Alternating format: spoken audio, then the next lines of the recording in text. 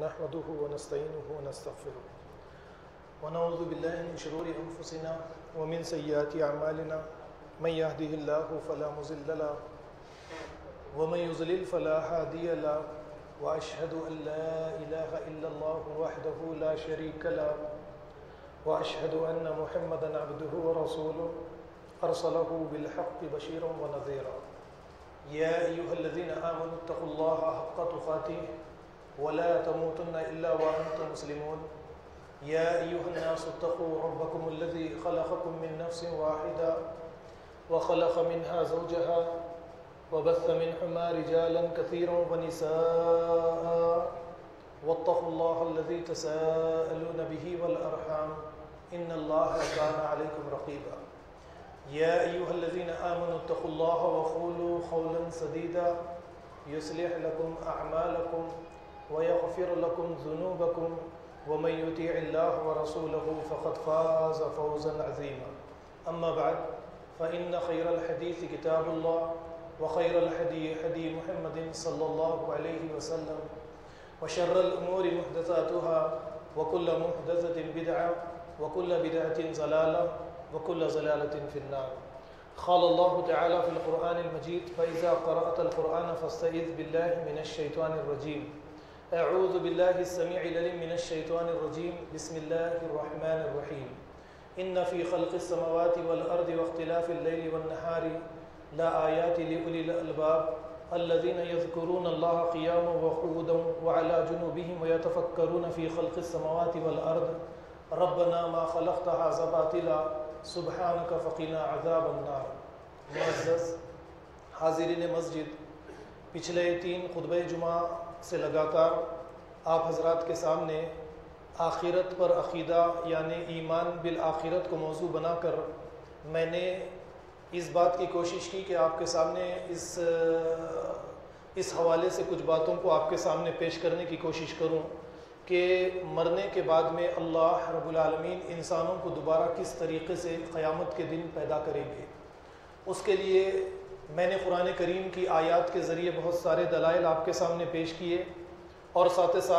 سائنسی تجربات کے ذریعے بھی بعض دلائل آپ کے سامنے پیش کرنے کی کوشش کی کہ انسان مرنے کے بعد میں اللہ رب العالمین اسے دوبارہ کیسے زندگی دیں گے. پچھلے خطبہ جمعہ کے موقع پر میں نے اس بات کی کوشش کی کہ آخرت کا عقیدہ انسان کی زندگیوں کے اندر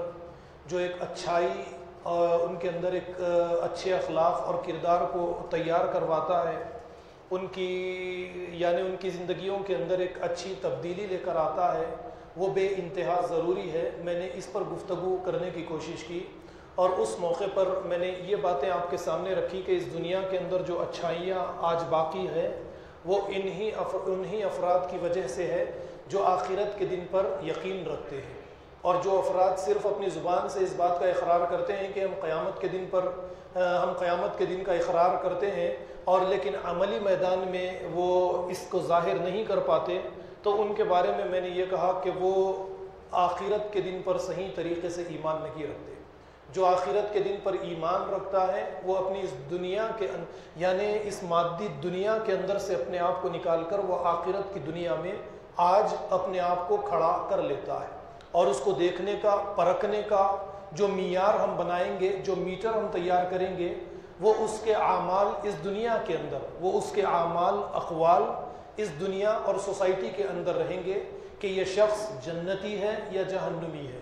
یہ اللہ پر ایمان رکھتا ہے، آخرت کے دن پر ایمان رکھتا ہے. اس کے پہچاننے کا یعنی یہ معیار ہم بنائیں گے اس دنیا کے اندر کہ وہ اپنے معاملات کے اندر،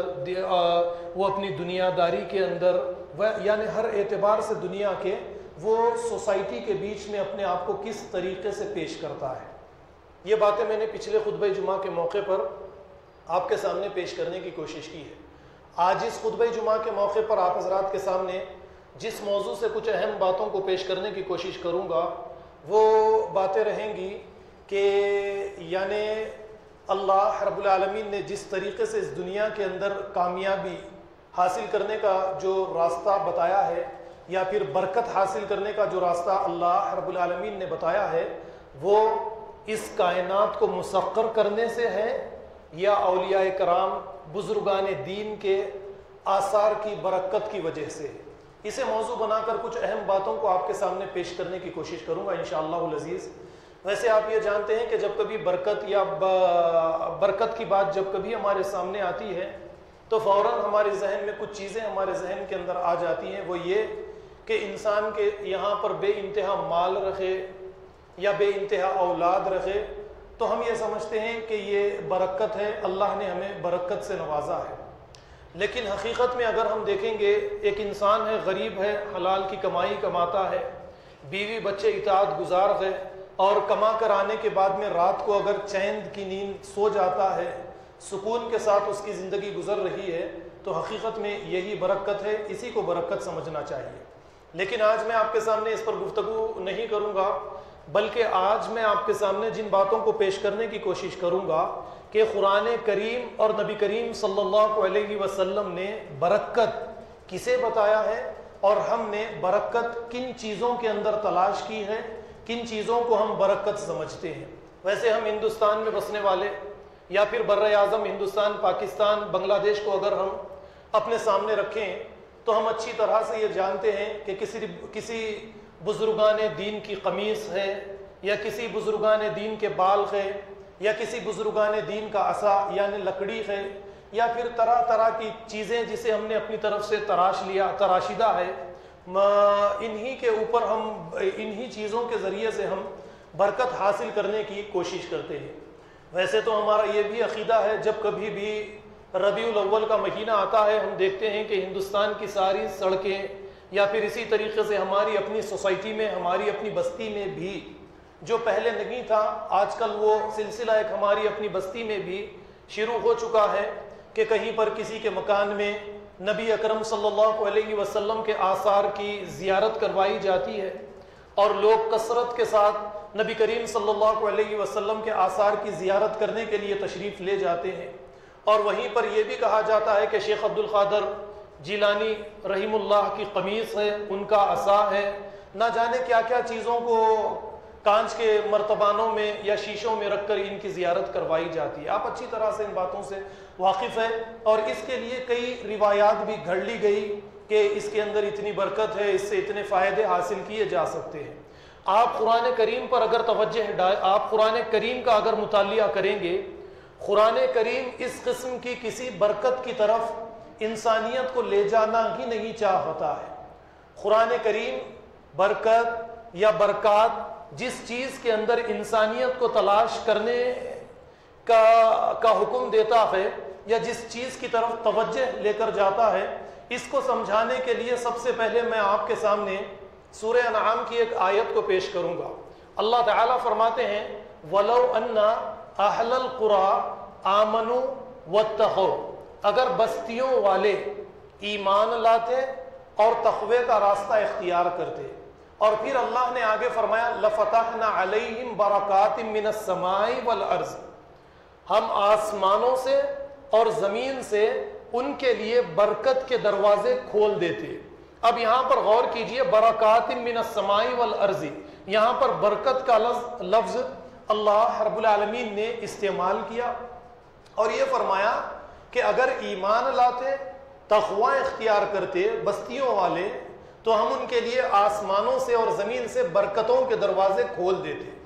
اب ذرا غور کیجئے کہ یہاں پر جن برکتوں کا ذکر قرآن کریم کے ذریعے ہمارے سامنے پیش کیا جا رہا ہے، وہ ایک تو پانی ہے۔ آپ پانی پر نظر ڈالیں، اللہ رب العالمین پانی کو آسمان سے برساتے ہیں۔ ایک تو پانی انسانیت یا پھر یہ کہیے کہ ہر ذی حیات کے لیے، کائنات کے لیے پانی کو اللہ رب العالمین نے ضروری کر دیا ہے۔ پانی کے بغیر کوئی چیز باقی نہیں رہ سکتی۔ تو اللہ رب العالمین نے یہ فرمایا کہ ہم آسمان سے پانی برساتے ہیں، یہ ایک برکت، انسان اس کا استعمال کرتا ہے، بہت ساری چیزوں کے لیے پانی کا استعمال کیا جاتا ہے۔ پھر اسی کے ساتھ ساتھ جیسے اللہ نے فرمایا کہ زمین سے بھی ہم برکتوں کے دروازے کھول دیتے ہیں، آسمان سے پانی آتا ہے، ہم دیکھتے ہیں، اور اس کے بعد میں یہ زمین جو ہے وہ ہری بھری ہو جاتی ہے، اس سے سبزہ اگتا ہے، ہریالی باہر آتی ہے، کھیتی باڑی، پھل پھول، یہ ساری چیزیں اسی سے اگتی ہیں۔ ذرا آپ غور کیجئے کہ قرآن کریم کی اس ایک آیت میں جن برکتوں کا ذکر اللہ رب العالمین نے ہمارے سامنے کیا ہے وہ یہ برکتیں ہیں کہ آسمان سے اللہ رب العالمین پانی برساتے ہیں اور اس پانی کے بعد میں زمین پھل پھول میوے ترکاری یہ ساری چیزیں اگا دیتی ہیں. یہی چیزیں اصل میں حقیقت میں برکت ہے جو انسان کبھی اپنی توجہ اس جانب مبذول نہیں کرواتا ہے. ان چیزوں کو چھوڑ کر انسانوں نے خود اپنے ہاتھوں سے جن چیزوں کو تراش لیا ہے, جس طریقے سے سامری نے ایک بت تراش کر لوگوں سے یہ کہا تھا کہ یہ تمہارا الہ ہے, اور موسیٰ کی غیر موجودگی میں بنی اسرائیل اس تراشد الہ کی پوجا کرنے لگے جبکہ ہارون علیہ السلام ان کے بیچ میں موجود تھے. اسی طریقے سے کچھ چیزوں کو انسانوں نے آج اپنے اپنے ذاتی فوائد کے لیے, اپنے اپنے مفادات کے لیے, اپنی تجارت کے لیے تراش لیا ہے, اور اس طریقے سے یہ کہتے ہیں کہ اس کے اندر یعنی برکت ہے, اس کے ان چیزوں کے استعمال کے ذریعے بیماریوں سے شفا ملتی ہے, فلاں فلاں چیزوں کو ان چیزوں کے ذریعے حاصل کیا جا سکتا ہے. ربیع الاول کا مہینہ آئے گا, آپ دیکھیے کہ ہماری گلیوں میں یا پھر ہمارے بازاروں میں ہمارے محلوں میں جن چیزوں کی زیادہ سے زیادہ دھوم ہوتی ہے وہ یہی ہے کہ فلانے کے مکان میں, فلانی مسجد میں, فلانی خانقاہ میں, فلانی درگاہ میں منہ مبارک کی زیارت کروائی جا رہی ہے, یا کسی پیر کسی بزرگ کی عصا یا ان کی قمیص یا ان کے منہ مبارک یا ان کی ردائے مبارک یعنی ان کی چادر مبارک کی زیارت کروائی جا رہی ہے, اور لوگ کثرت سے اس طرف چلے جاتے ہیں. وہ یہ نہیں دیکھتے کہ اللہ رب العالمین نے ان چیزوں کے اندر کوئی برکت نہیں رکھی, بلکہ برکت جن چیزوں کے اندر اللہ رب العالمین نے رکھی ہے ان کو تلاش کرنے کے بجائے بار بار انسان انہی چیزوں کی طرف رجوع کرتا ہے. اب آپ اگر قرآن کریم پر غور کریں گے کہ قرآن کریم ہم موجودہ دور میں علماء کو اگر دیکھیں گے, وہ علماء عوام کے بیچ میں, مسلمانوں کے بیچ میں ایسی روایات کو پیش کریں گے جس کے ذریعے ایسی باتیں مسلمانوں کے بیچ میں آتی ہے جن کے ذریعے سے مسلمانوں کے عقائد دن بدن خراب سے خراب ہوتے چلے جاتے ہیں, اور وہ سوچ فکر تدبر ان تمام کے تمام دروازے اور کھڑکیوں کو بند کر دیتے ہیں, اور اپنے دل کے دروازے پر اپنی طرف سے قفل لگا کر بیٹھ جاتے ہیں. وہ قرآن کریم میں تدبر و تفکر کرنا ہی نہیں چاہتے. لیکن قرآن کریم پر اگر آپ غور کریں گے, قرآن کریم بار بار ہر چند آیات کے بعد میں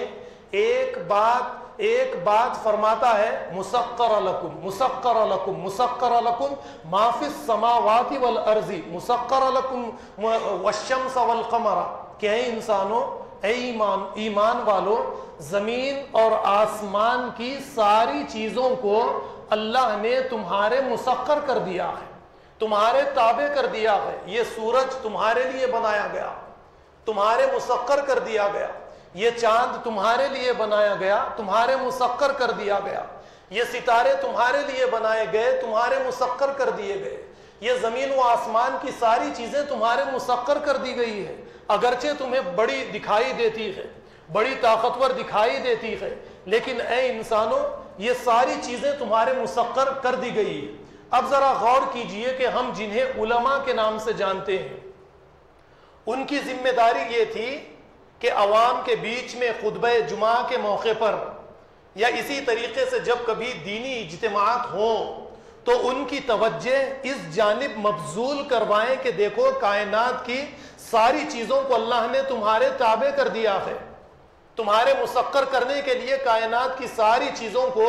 بنایا گیا ہے, تم ان چیزوں کو مسخر کرنے کی کوشش کرو. اسی لیے تو آپ دیکھیے قرآن کریم کہیں پر سورہ فاطر کے اندر یہ کہتا ہے, الم ترى ان اللہ انزل من السماء ماء فاخرجنا به ثمرات, کیا تم نے نہیں دیکھا اے انسانوں, اے محمد صلی اللہ علیہ وسلم, کہ اللہ رب العالمین آسمان سے بارش برساتے ہیں, اور جب اللہ تعالی آسمان سے بارش برساتے ہیں تو اس بارش کے بعد میں مختلف قسم کے مختلف الوان کا مختلف رنگوں کے میوے، پھل، پھول، ترکاری، پتے اور الگ الگ مزے لیے ہوئے پھل اس زمین سے ایک پانی کے ذریعے باہر نکل جاتے ہیں۔ اور پھر اللہ تعالیٰ آگے اسی طریقے سے اللہ تعالیٰ فرماتے ہیں وَمِنَ الْجِبَالِ، اور تم کیا پہاڑوں کی طرف بھی نہیں دیکھتے کہ ان کے اندر تہ کے اوپر ایک تہ، تہ کے اوپر ایک تہ تم کو نظر آتی ہے؟ یہ تہ پر تہ یوں ہی نہیں ہے، یعنی آرکولوجیکل جو یہ سائنس کا جو شعبہ ہے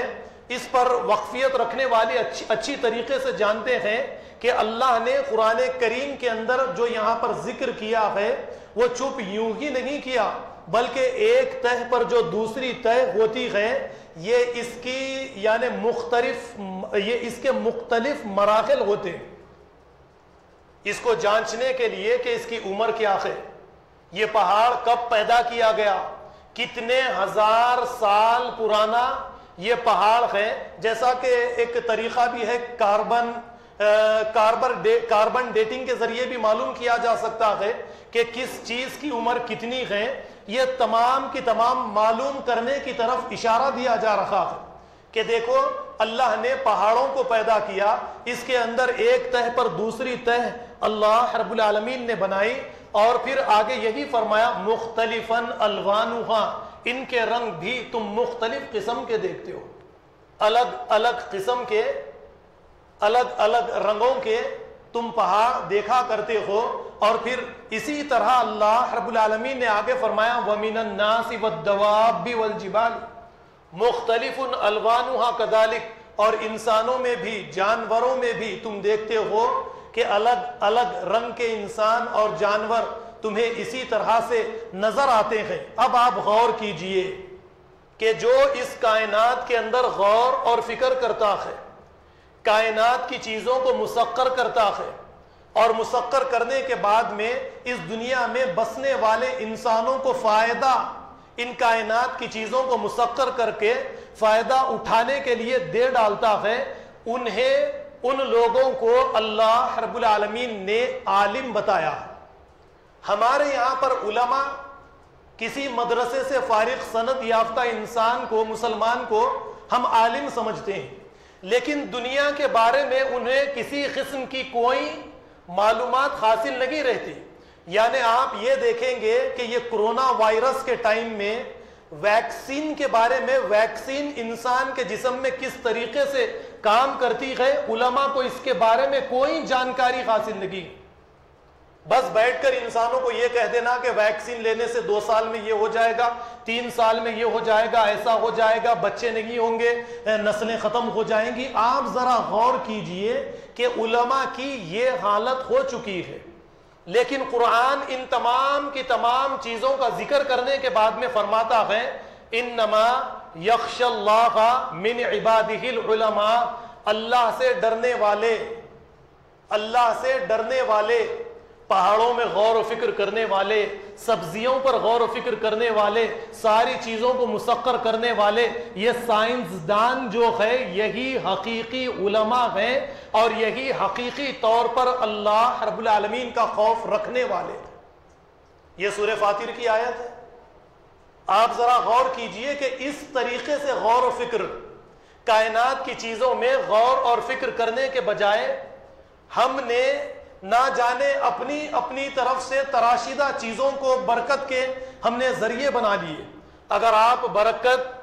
کس طریقے سے ہم حاصل کریں، ان چیزوں پر اگر آپ نظر ڈالنا چاہتے ہیں تو اس سے پہلے بھی شاید 2 یا 3 سال پہلے میں نے ایک اہم بات آپ کے سامنے رکھی تھی۔ قرآن کریم سورہ انعام کی ایک آیت میں نے آپ کے سامنے رکھی، اور جس میں اللہ نے فرمایا لَفَتَحْنَا عَلَيْهِمْ بَرَكَاتٍ مِّنَ السَّمَاءِ وَالْأَرْضِ، ہم آسمانوں سے اور زمین سے برکتوں کے دروازے تمہارے لیے کھول دیتے۔ اور میں نے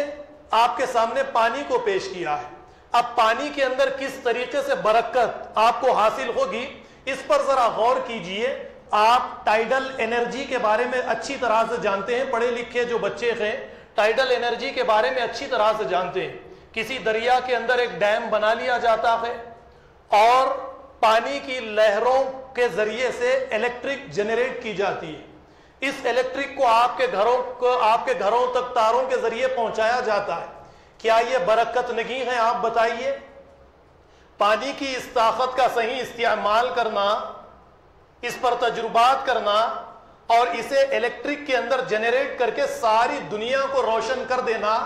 اسے برکت کے اندر آپ لیں گے یا نہیں لیں گے؟ یا پھر اسی طریقے سے کسی بزرگان دین کی خمیس کے ذریعے برکت لیں گے؟ جس طریقے سے بنو عباس کے خلافت کے دور میں یہی چیزوں کو المنصور نے پہلی مرتبہ اپنی خلافت کو بچانے کے لیے نہ جانے اسے کہاں سے نبی کریم صلی اللہ علیہ وسلم کی نعلین مل گئے، عصا مل گیا، کچھ موئے مبارک مل گئے، کچھ ایک چادر اسے حاصل ہو گئی، اور اس نے اس بات کا دعویٰ کر دیا کہ ہم نبی کریم صلی اللہ علیہ وسلم کے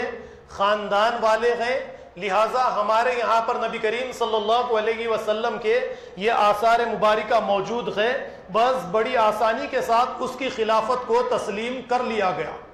اس کے بعد سے ہی یہ ایک سلسلہ اس طرح سے چلتا رہا کہ بنو عباس کے بعد میں خلافت عثمانیہ ظاہر ہوئی تو ان کے یہاں پر بھی اس طریقے کے کئی آثار موجود تھے. یا پھر اسی طریقے سے ہمارے یہاں پر کشمیر میں ایک درگاہ ہے جسے ہم حضرت بل کے نام سے جانتے ہیں، اور ہر سال اس مسجد کی مینار سے اللہ کے نبی صلی اللہ علیہ وسلم کے منہ مبارک کی زیارت کروائی جاتی. آپ یوٹیوب پر جا کر دیکھ لیں، لاکھوں لوگ اس درگاہ کے باہر، مسجد کے باہر کھڑے رہتے، اور وہ منظر آپ دیکھیں جب منہ مبارک کی زیارت کروائی جاتی ہے، مردوں کی عورتوں کی آنکھوں سے آنسو جاری ہو جاتے. اور اس طریقے سے لوگ یہ سمجھتے ہیں کہ ان منہ مبارک کے ذریعے، آثار کے ذریعے ہمیں شفا ملے گی، ہم اس سے برکت حاصل کریں گے. لیکن نبی کریم صلی اللہ علیہ وسلم نے، قرآن کریم نے برکت صحابہ کرام کو کسی اور چیز کے اندر دکھائی تھی. اور صحابہ کرام سے تو قرآن کریم میں صاف یہ بتا دیا گیا تھا کہ مشرکین سے، دشمنوں سے لڑائی جہاد کرنے کے لیے تم خوب تیاری کر لو. یعنی اس مادی دنیا کے اندر اس طریقے کے آثار وغیرہ، جس طریقے سے بنی اسرائیل آثار کے اوپر بھروسہ کیا کرتے تھے، کبھی تائتس آ کر ان کو تباہ و برباد کرتا، اور جو آثار، جو تبرکات موسیٰ کے ان کے یہاں پر تھے، داؤد کے تبرکات ان کے یہاں پر ایک صندوق کے اندر بند تھے، یا سلیمان علیہ السلام کے تبرکات ان کے اندر صندوق کے اندر بند تھے، یہ اپنے ساتھ لے کر چلا جاتا، اسے تباہ و برباد کرتا. اے صحابہ، تم اس طریقے سے تبرکات پر تکیہ لگا کر نہ بیٹھو، بلکہ تم دشمنوں سے لڑائی اور جہاد کے لیے تم تیاری کرو. تو صحابہ کرام نے اس وقت میں نبی کریم صلی اللہ علیہ وسلم کی تربیت کے ذریعے سے تیاری کی تھی، فوجی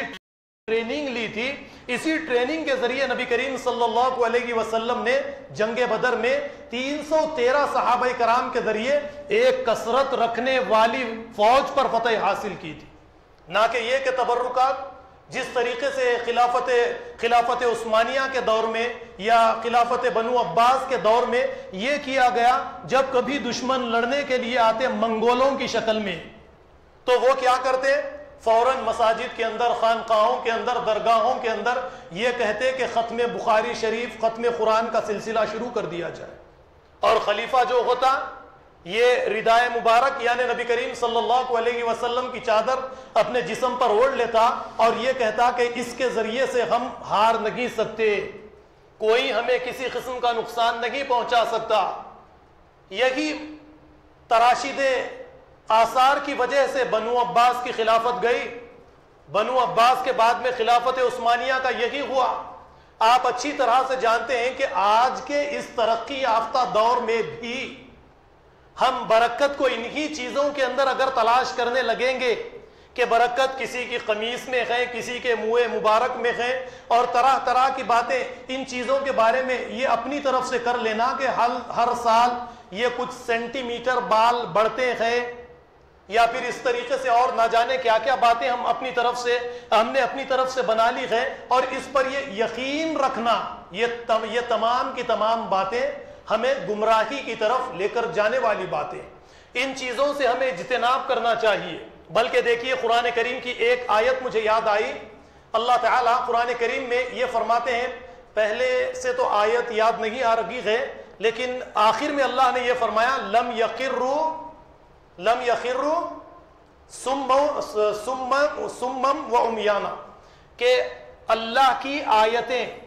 جب مسلمانوں کے سامنے قرآن کریم کی آیات بھی پیش کی جاتی ہے. اب ذرا غور کیجئے کہ مسلمان یہ نہیں کہتے کہ قرآن کریم کی آیت ہے ہم اسے تسلیم کر لیں گے, بلکہ اللہ تعالیٰ فرماتے ہیں کہ یہ گونگوں کی طرح, بہروں کی طرح, اندھوں کی طرح اسے قبول نہیں کرتے, بلکہ قرآن کریم کی آیات پر بھی تدبر کرتے ہیں, تفکر کرتے ہیں, غور اور فکر کرتے ہیں. اس کے بعد میں قرآن کریم کی آیات کو بھی یہ قبول کرتے ہیں. یعنی مومن تو یہ ہوتا ہے کہ وراثتی طور پر والدین سے جو چیزیں مل گئی انہیں قبول نہیں کرتا. تو میری آپ لوگوں سے یہ گزارش ہے کہ دل کے دروازوں پر اپنی طرف سے قفل مت لگا لیجئے.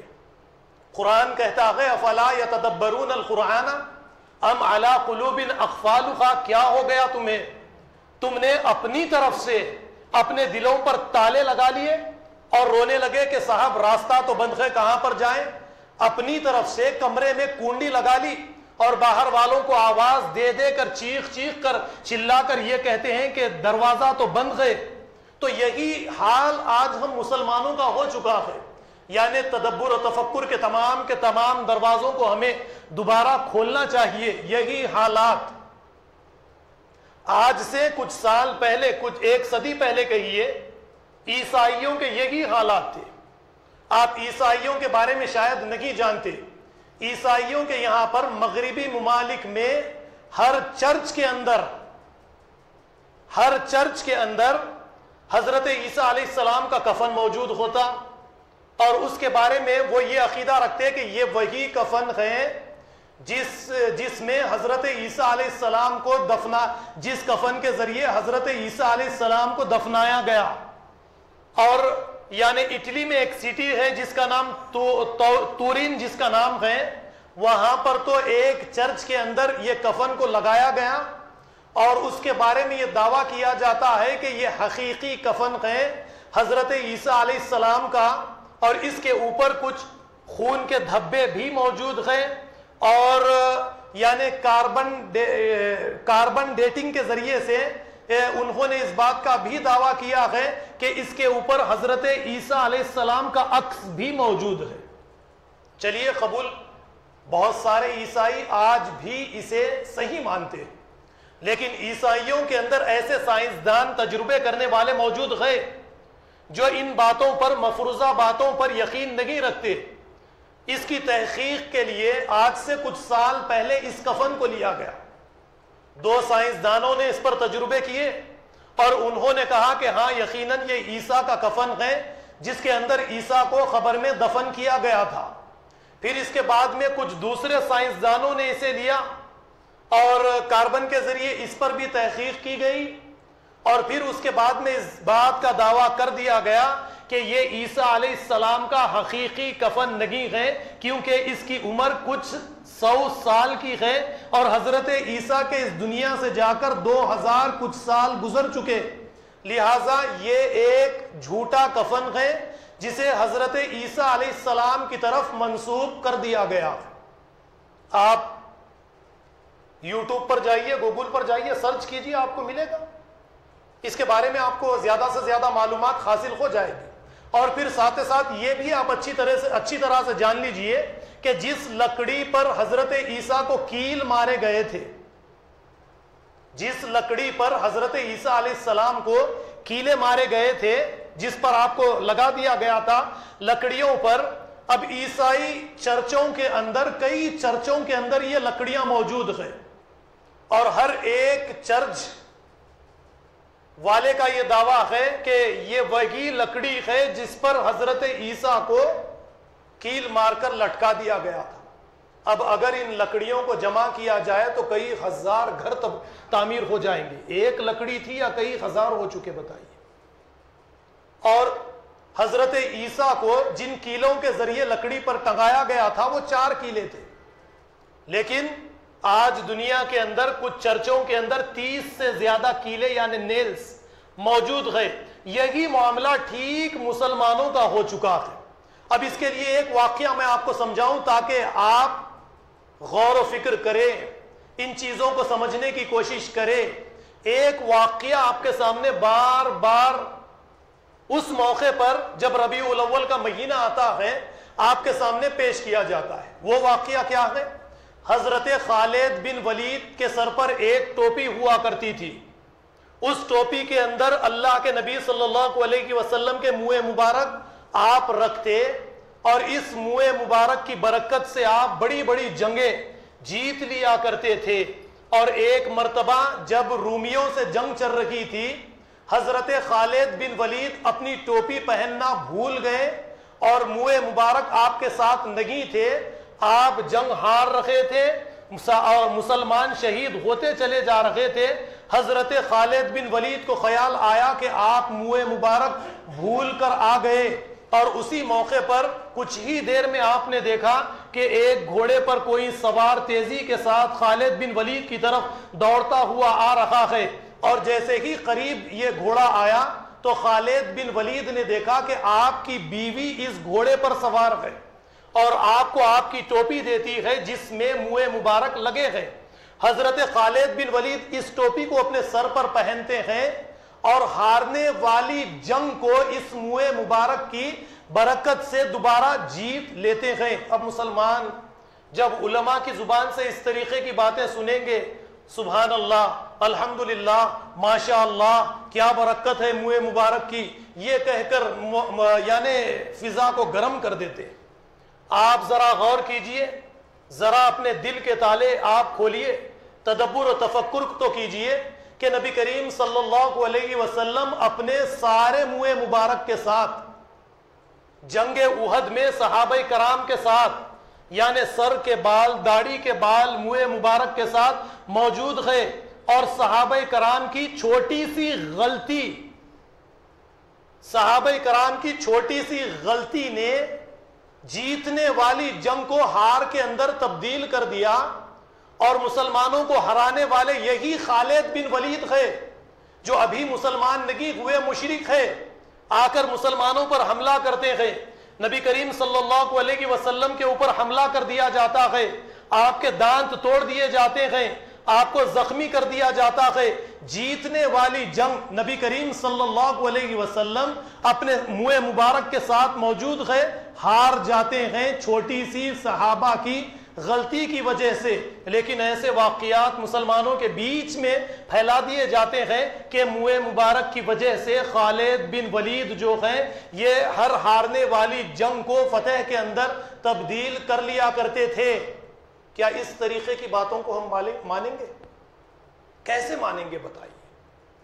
مغربی ممالک، سائنسدانوں نے مغربی ممالک کو کہاں سے کہاں تک پہنچا دیا، آپ ذرا غور کیجئے۔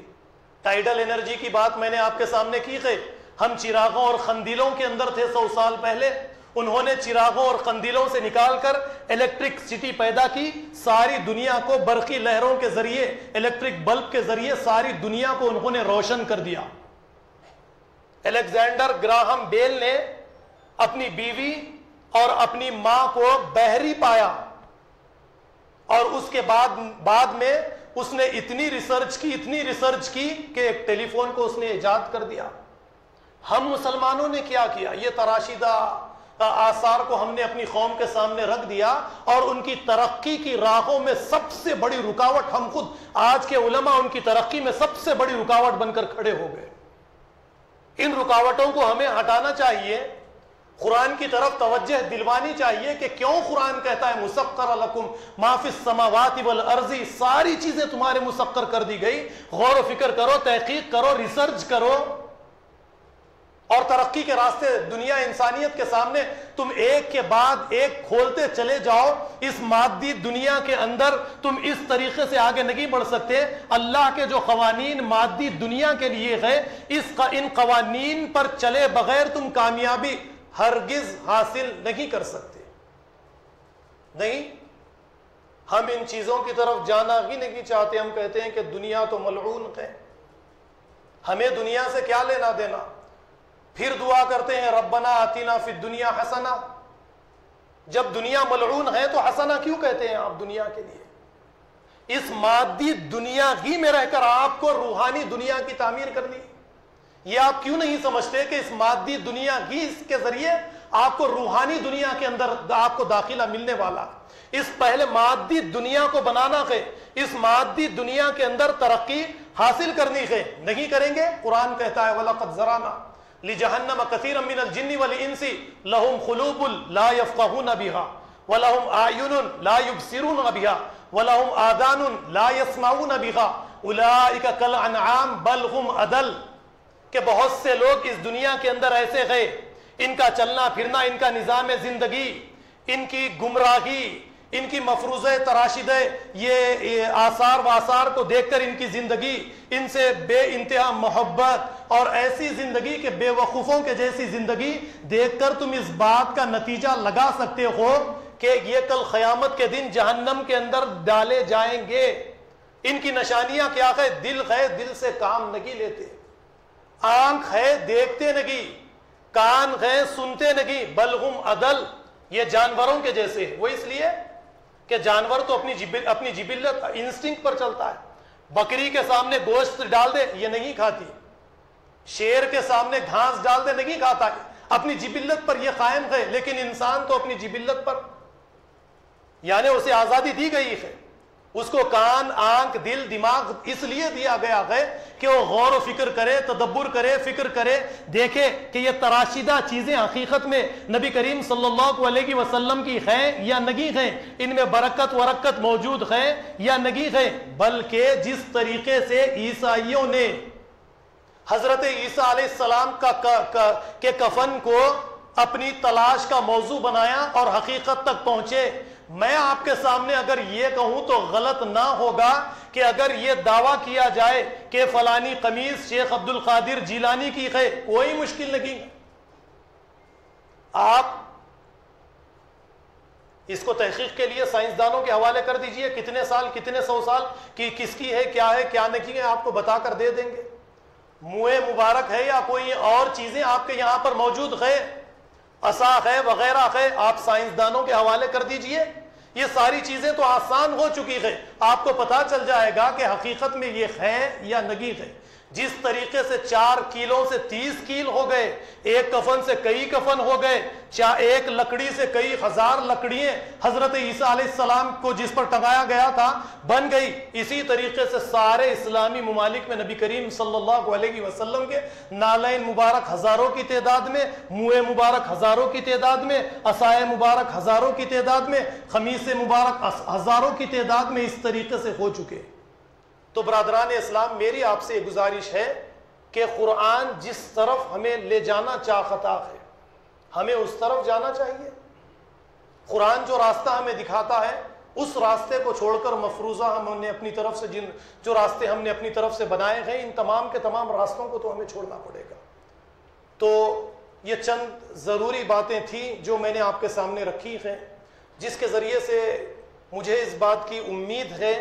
کہ آپ کو ایک حقیقت آپ کے سامنے کھل کر آ چکی ہوگی. اگر سائنسی حوالوں سے باتیں رکھی جائے تو بہت ساری دلیلیں آپ کے سامنے پیش کی جا سکتی ہیں کہ سائنس کے ذریعے یعنی برکت کو کس طریقے سے نکالا گیا اور لوگوں کو فائدہ پہنچایا گیا. اگر یہ باتیں آپ کے سامنے رکھے تو بہت ساری باتیں اور آپ کے سامنے آ سکتی ہیں, لیکن وقت مجھے اجازت نہیں دیتا. اسی لیے میں اپنی باتوں کو یہیں پر ختم کرتے ہوئے اللہ سے دعا کرتا ہوں کہ جو کچھ بھی کہا گیا ہے اللہ تعالی ہمیں اسے سمجھنے والا, دوسروں کو سمجھانے والا بنائے. وآخر الدعوانا ان الحمد للہ رب العالمین.